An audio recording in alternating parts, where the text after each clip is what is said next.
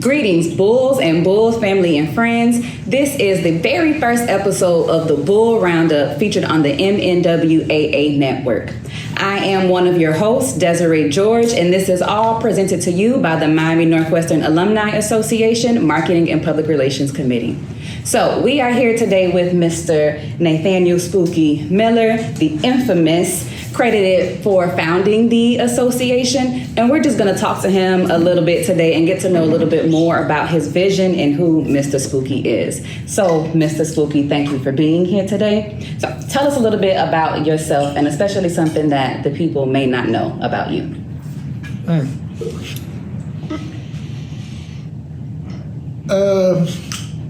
The purpose of the association and starting the association was actually sports. I wondered why our football team at an all-black school wasn't doing anything. We had the spirit, but we wasn't doing anything. And I talked with Coach Alkin Hepburn, and he explained to me about M&M transfer and the whole integration thing. That's why Carver was closed, North Bay was closed, all of them schools was closed because they had to use them to integrate other schools. We stayed here because Brownsville started sending their students to Jackson, and they used the M&M transfer for if you're a majority at a school, you can transfer to a lesser majority. And they was using that for black students. And that's the way they was stealing our athletes. So I became a spokesperson against the integration order because it was designed to kind of block us out.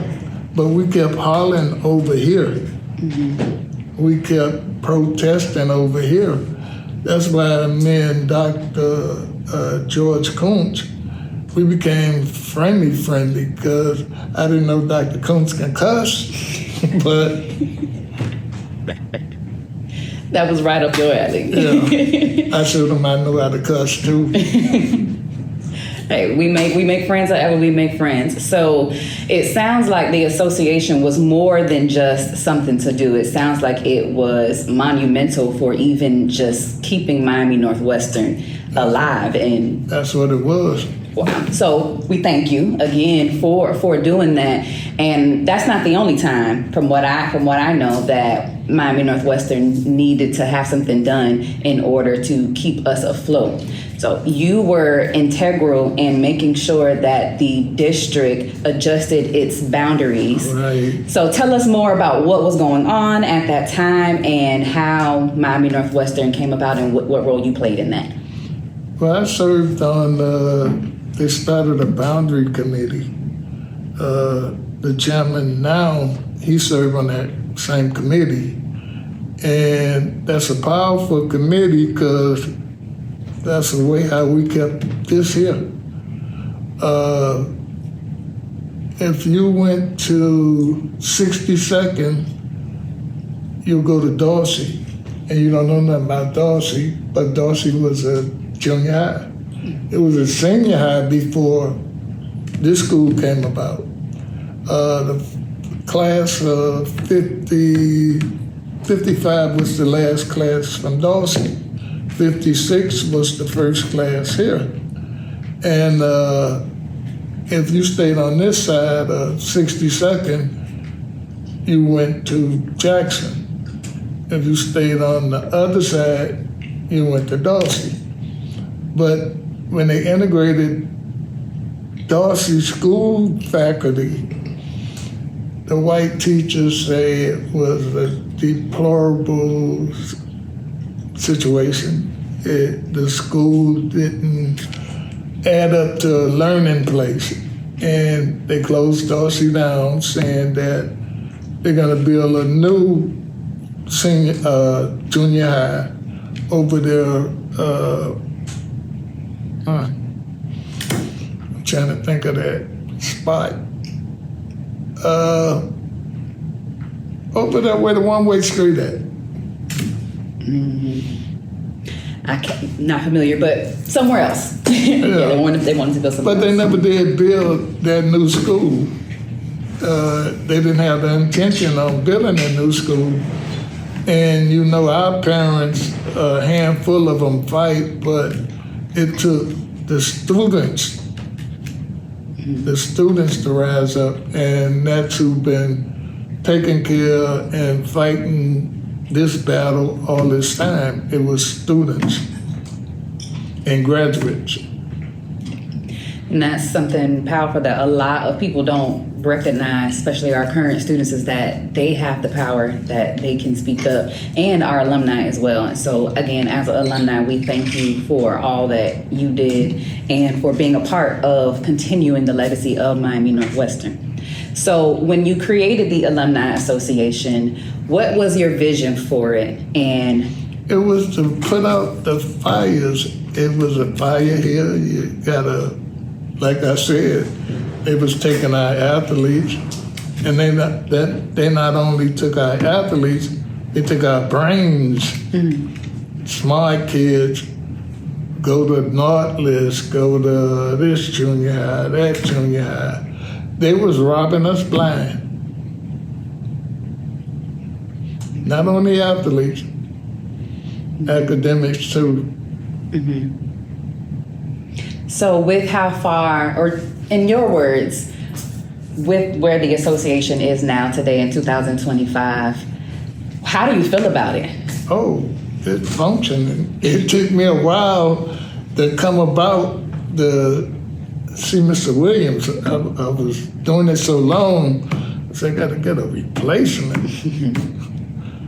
And we found a replacement with him.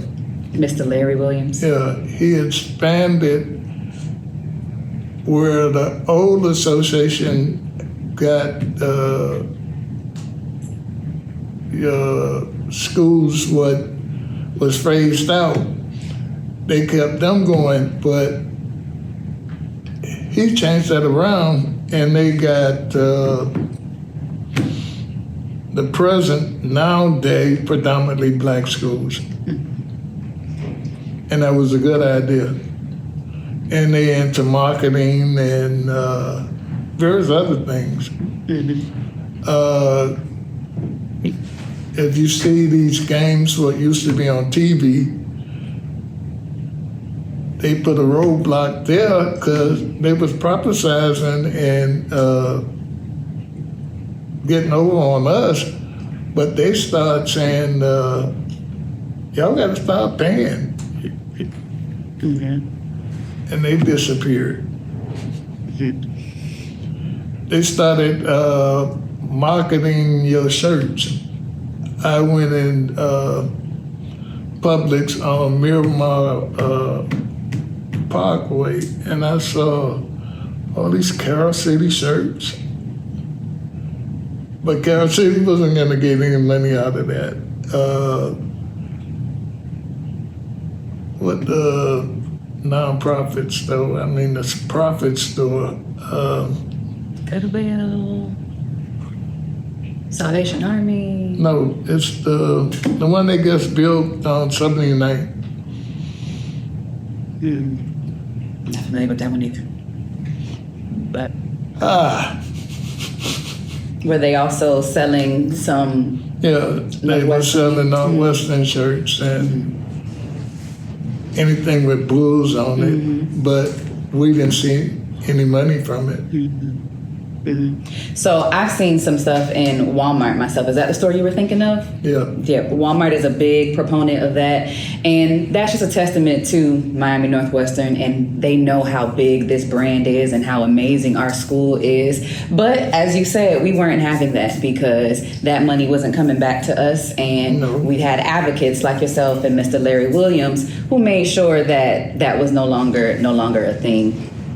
Well, you all have been pivotal in the legacy of Miami Northwestern, and we're gonna interview Mr. Larry and give him his time for sure. But we want to make sure that we give you your time and your space because the association, quite literally, would not be in existence, would not be what it is without you. So, one of my final questions for you, Mr. Spooky, what is something that you want to share with the Miami Northwestern community?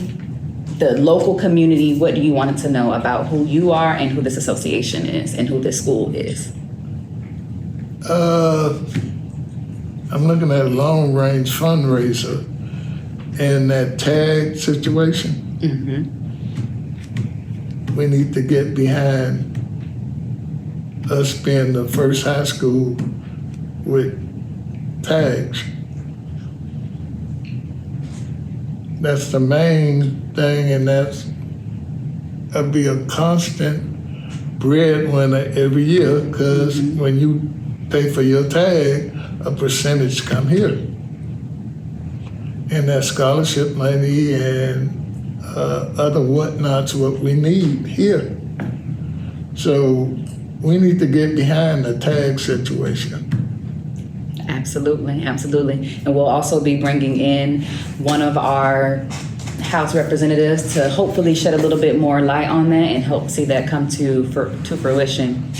So thank you again, Mr. Spooky, for your time today. We thank you for all the time that you have given Miami Northwestern, and we can't wait to see what this association, what this network, and what the Bull Roundup continues to be. Thank y'all for viewing today.